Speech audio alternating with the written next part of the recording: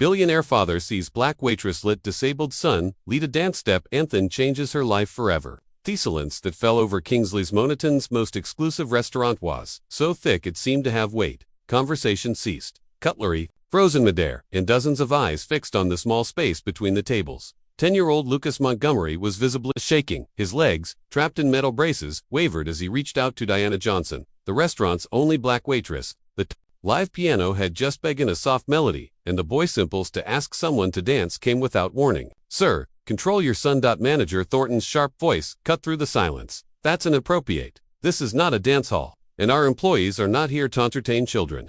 Richard Montgomery, owner of Montgomery Investments and one of the richest men in the country, swallowed hard. It was the first time he had taken Lucas out to dinner in public since the accident that had partially paralyzed his legs 2 years earlier. A mistake he would not repeat. "Lucas, sit down." The order came low but firm. Diana remained motionless, her gaze shifting between the manager, the billionaire, and the boy whose hand was still hanging in the air. In her 5 years working there, she had learned to beckon, especially to customers like Montgomery. "Mr. Thornton, I'm leaving. My shift is over." Her voice sounded calmous. She removed her apron and placed it in the tray. Then, to every onesimosan, she smiled at Lucas and took his hand. "I can't dance in an apron." Richard stood up abruptly. "What do y'all think you're doing?" Diana held his gaze. "I'm accepting an invitation, sir." Before anyone could interfere, Lucas took a hesitant step forward. His foot dragged painfully across the floor, and the metal of his braces screeched. But Diana didn't try to guide him or hurry him. She simply adjusted her own pace. "Tohit, she's getting fired tomorrow," whispered a woman at the next table. Richard watched, paralyzed. A sudden worry struck him. Elizabeth, his late wife, dancing with Lucas in the living room. "It's not about perfection," Shay had said, "it's about connection." As Diana followed Lucas's clumsy steps, something in the boy's eyes changed. Fear gave way to intense concentration. Shame gave way to shy pride. For the first time since the accident, he wasn't being guided, helped, or corrected. Who was leading? "Mr. Montgomery," the manager's voice interrupted his thoughts. "I can assure you this will never happen again. She will be disciplined." Richard didn't respond. The entire restaurant seemed to wait for his reaction. After all, a man of his power could end anyone's career with a single word. Employees stopped what they were doing. Other customers watched with morbid curiosity. Lucas's smile, however, was the only sound that echoed in his mind. Diana led the boy back to the table after 3 dance steps. "Thank you for asking me out," she said formally, as if speaking to an adult. "It was an honor." When she turned toward Richard stopped her. "Wait," his voice sounded different, almost unrecognizable to himself. "What's your full name?" "Diana Johnson, sir." Richard nodded slowly. Diana Johnson, he repeated, as if memorizing it. Then he took a card from inside his jacket and it out to her. "My office. Tomorrow at 10 a.m. The entire restaurant held its breath. Diana accepted the card without showing any emotion, but her hand trembled slightly. "Dad," Lucas called as she walked away. "Why did you do that?" The question hung in the air like an accusation. Richard watched Tessin, and for a brief moment saw not just child Elizabeth had left in his care, but a complete human being whose wants and needs he had systematically ignored for 2 years. As dinner proceeded, awkward silence. No one noticed Diana's glance before she left, not out of fear or resignation, but out of calm determination that contrasted with storm brewing in Richard Montgomery's eyes.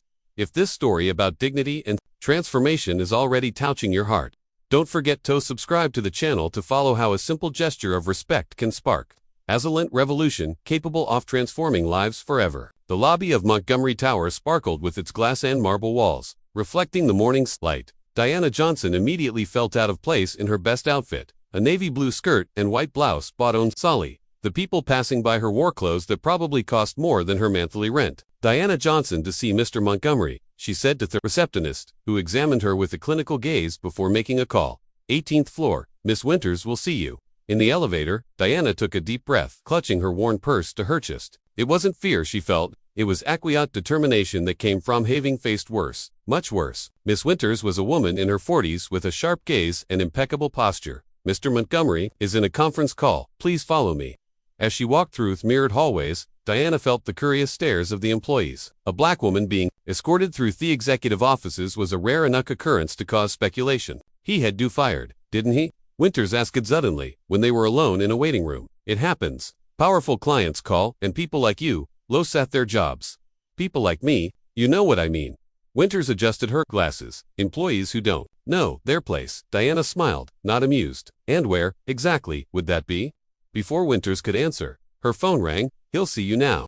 Richard Montgomery Safis took up half the floor. Through floor-to-ceiling windows, Manhattan looked like a distant playground. The man stood, gazing out at the city, as if it were his personal property. "Mr. Montgomery," Diana greeted him formally. Richard turned, his face a mask of studied control. "Miss Johnson, thank you for coming." He pointed to a chair. "Please." The silence that followed was calculated, a tactic Diana recognized immediately. It was the kind of silence designed to make nervous people talk too much, incriminate themselves. "Do ya have a background?" Richard finally asked. "Excuse me. Education. College." Diana kept her gaze steady. "Bachelor's degree in child development from NYU. Incomplete master's degree in special education." Something flashed across Richard's face. "Surprise, perhaps. And you work as a waitress?" "I work 3 jobs, actually. The restaurant, a bookstore, on weekends, and as a tutor when I can get students."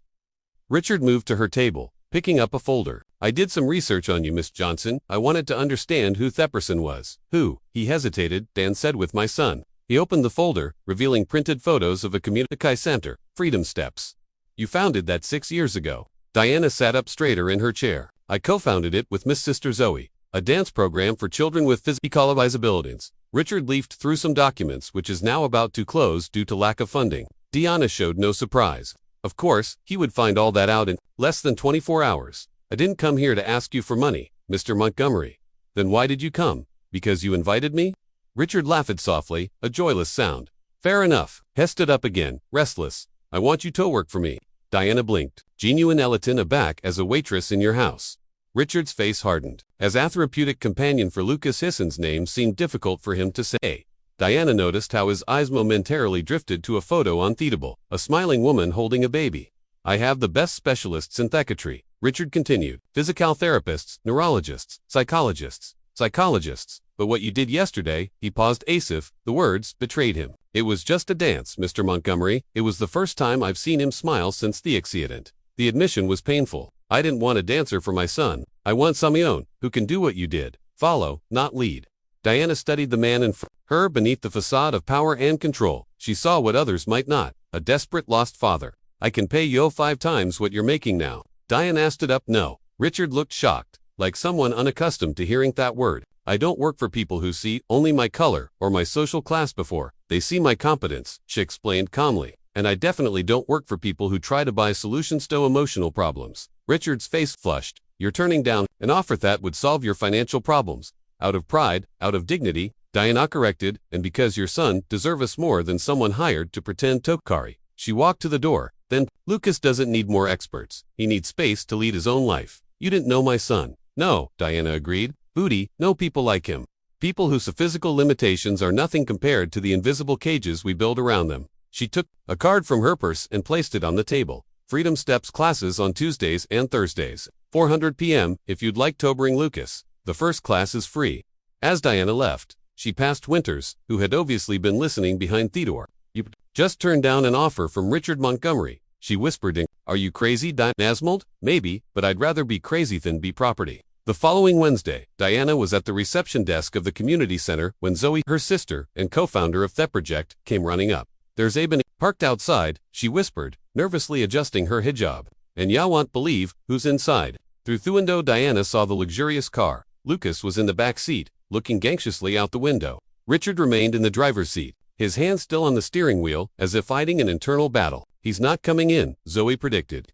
"Men like him didn't come to places like this." Diana asmoled, remembering Lucas's gaze during those brief moments of dancing. Don't underestimate the power of a determined sin. As they watched the car Roop and Lucas got out slowly.